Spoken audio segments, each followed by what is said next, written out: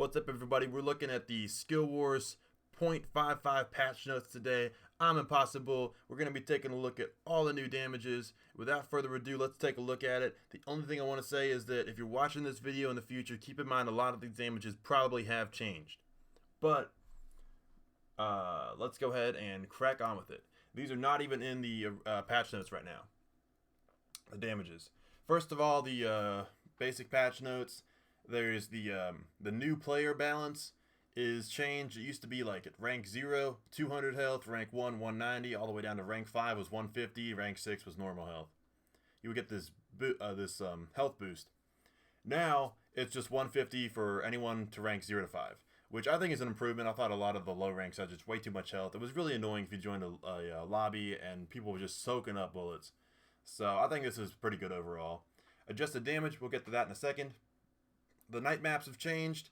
Prototype 3, 6, and 10 maps are now the night maps, whereas before they were 1, 5, and 8. That's basically it, but it's super cool to have a couple maps change around so you can see how they feel with the night theme on.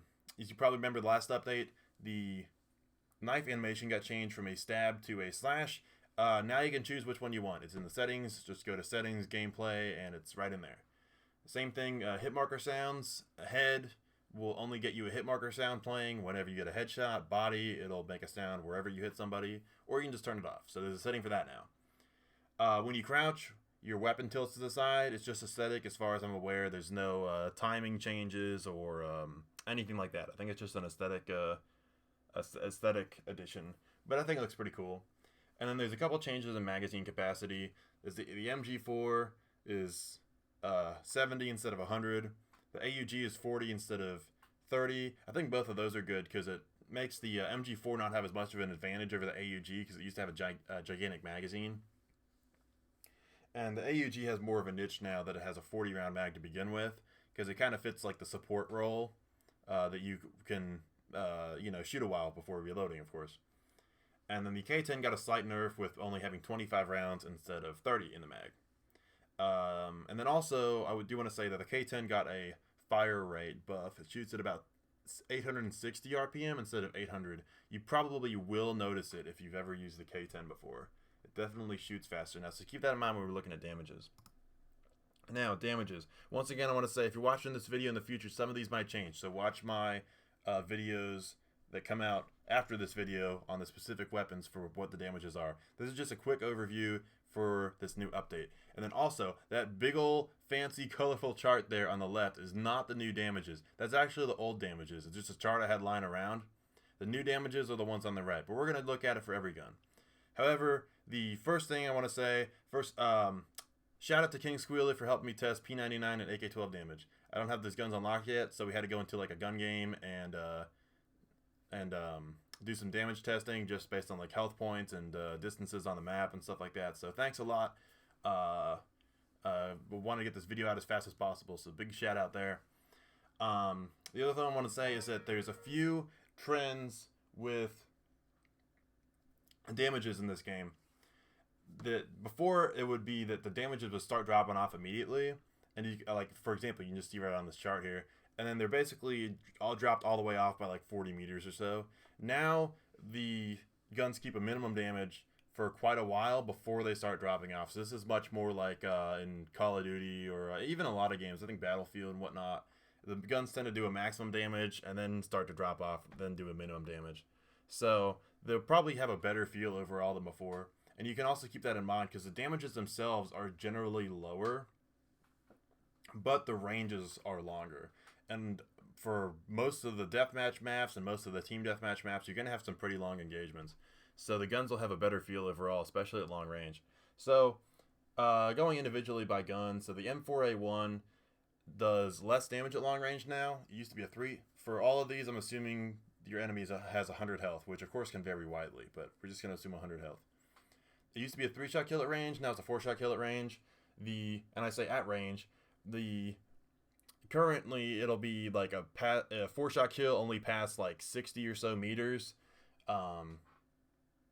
whereas before it would be a 3-shot kill out to forever. But here it does, you can see it does more damage longer than it used to. It does the full 44 damage out to 40 meters, whereas before it just started dropping immediately.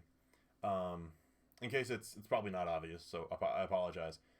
The first column is damages, the second column is range. So 44 to 30 means it does 44 damage out to 40 meters. Then it drops from 44 to 30 between the distances of 40 and 65 meters away, and then does 30 damage 65 meters onward. The AK-47 got a huge buff with doing 50 damage out to 40 meters. The K-10 got a buff doing 40 damage out to 30 meters, whereas before it dropped a little. It won't really change a whole lot, the number of shots to kill, but it is a damage buff. And the AK-12 actually got a slight nerf, doing 40 to 28 damage. So I don't have a chart for the old sniper damages. They used to be a bit higher, I think, but here's the new ones. And of course, these are all unsuppressed for all the guns. The L96 is 120 max, the M107 is 140 max, and the M110 is 80 max. And it used to be, I have an M110 chart coming up, that they would start dropping right away, or pretty soon. The distances, how far they are away, the L96 only starts dropping at 100 meters, which is all the way across like prototype 1, or basically all the way across prototype 13. M107 is slightly longer than that, and it starts dropping at 120 meters, and even the M110 only starts dropping at 80 meters away. So I think the snipers will have a much better feel on anything but the longest of engagements, because they'll always be doing the same damage.